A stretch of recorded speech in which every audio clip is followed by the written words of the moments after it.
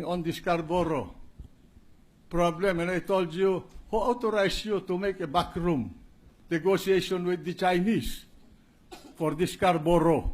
Yes, and the And president... you were telling me about treason, remember? Yes, and that the president answered you directly that he authorized me. He told it in your face, Mr. President.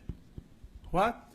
Yes, that's correct. Oh, that's correct. I accepted that because I did not know that you were authorized. But the fact is that I asked you, whom did you talk to in China?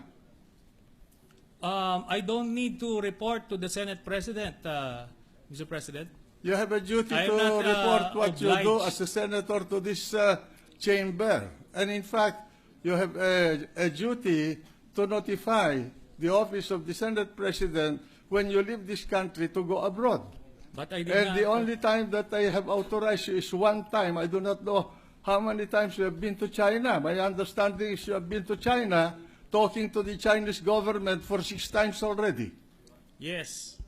And And that you have met them 15 or 16 times. Yes. For what reason? We do not know. Are you becoming a 5th columnist of the Chinese in this country?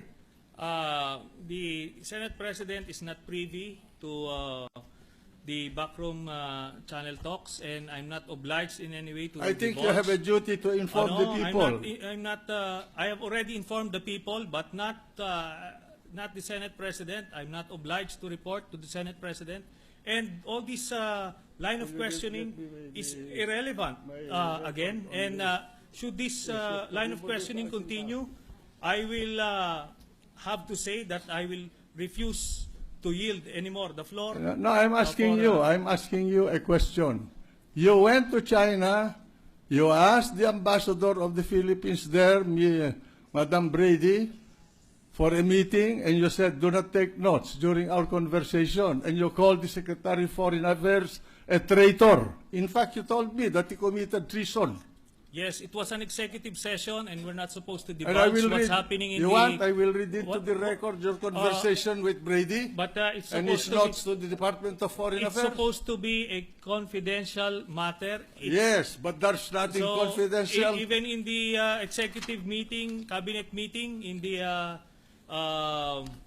cabinet meeting in Malacanang, Mr. President, I will refuse to answer if that's Because going you to be the cannot line. answer the No, questions I'm because going it's to ask going you to about be your improper meeting. in this particular interpretation. Because you cannot answer the questions I'm going to ask I can you. answer, but I won't be baited into that trap. You met, The point you met here Brady. is, Mr. President, this is Mr. how I President, felt. may I request this gentleman Mr. President, to in be that case, admonished. I will refuse to yield the floor anymore. Well, for, in that case, I any will read it to, interpretation. I will And, read it to the record, the notes that Mrs. Brady or Ambassador Brady wrote about your conversation with her in Beijing on August 12, 2012.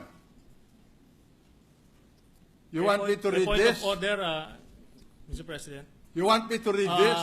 A point of What is the order. point of order? The from Bicol? Senate President may reveal sensitive information pertaining to foreign relations and national security, and I believe it is out of order in You this do not teach me what session. the parliamentary proceedings. I'm not answerable to anybody about There is a what point I of say order, in this hall. Mr. President. The Senate President may proceed. All right, and I have here the white paper that you've been writing about the Secretary of Foreign Affairs.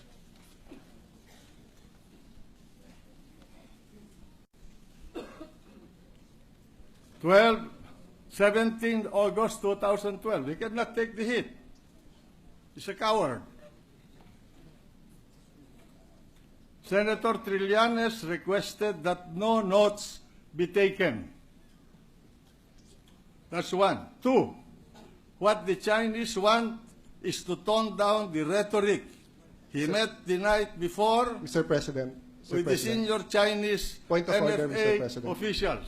Mr. President, excuse the me, point of permission. order. Yes. Mr. The President, gentleman from Taguig.